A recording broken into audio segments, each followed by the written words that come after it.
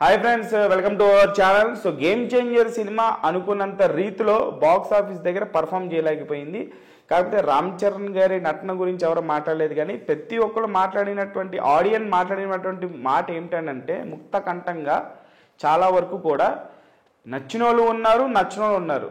కానీ ఒక 100 మందిలో సినిమా ఒక 40 మందికి నచ్చితే 60 మందికి నచ్చలేదు. మెజారిటీ ఆఫ్ ది పీపుల్కి ఈ సినిమా నచ్చలేదు, ఇది వాస్తవం. కాకపోతే సోషల్ మీడియాలో ఒక వార్త అయితే కొన్ని రోజులుగా చాలా జోరుగా ప్రసారం అవుతుంది. అదేమిటంటే అందరూ చాలా ఎక్కువగా మాట్లాడుకుంటున్నారు, దిల్ రాజు గారితో రామ్ చరణ్ గారు ఇంకొక సినిమా చేయనున్నారు. ఇది సరిగ్గా వర్కౌట్ అవ్వలేదు కాబట్టి ఆయన ప్రొడక్షన్లో రామ్ చరణ్ గారు ఇంకొక సినిమా చేయనున్నారు.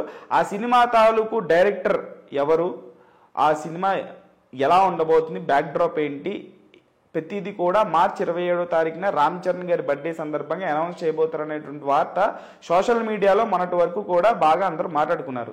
కాకపోతే అదంతా ఫేక్ న్యూస్ అంటూ రామ్ చరణ్ గారు ప్రస్తుతం RC16లో చాలా బిజీగా ఉన్నారు. ఈ సినిమా తాలూకు 3వ షెడ్యూల్ జరుపుకుంటుంది.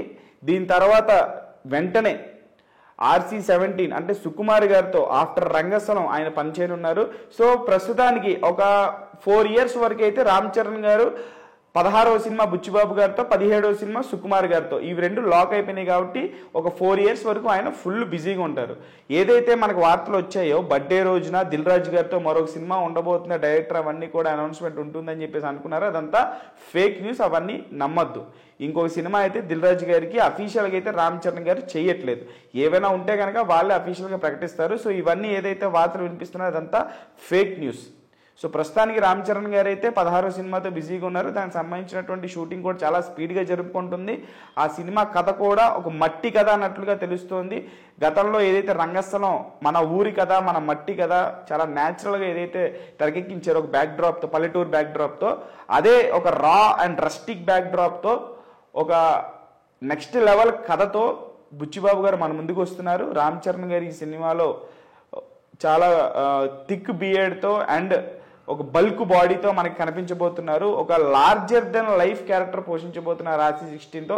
సో RC16 సినిమా బుచ్చిబాబు గారి కెరియర్ని మార్చేసేటువంటి, అంటే తనని ఒక స్టార్ డైరెక్టర్ చేసేటువంటి సినిమాగా మనం చెప్పుకోవాలి. ఖచ్చితంగా మార్చి 27వ తారీఖున ఈ సినిమా తాలూకు టైటిల్ రిలీజ్ అవబోతుంది. టైటిల్ తర్వాత ఈ సినిమా ఏ స్థాయిలో ఉండబోతుంది అనేది ఖచ్చితంగా అందరికీ అర్థమవుతుంది. అలాగే రామ్ చరణ్ గారి లుక్, ఆయన ఆ సినిమాలో ఎలా కనిపించబోతున్నారు, ఆయన పాత్ర తాలూకు లుక్స్ ఎలా ఉండబోతున్నాయి అనేది కూడా బుచ్చిబాబు మార్చి 27వ తారీఖున ఫ్యాన్స్ అందరి కోసం చాలా గట్టిగానే ప్లాన్ చేసినట్లు తెలుస్తోంది.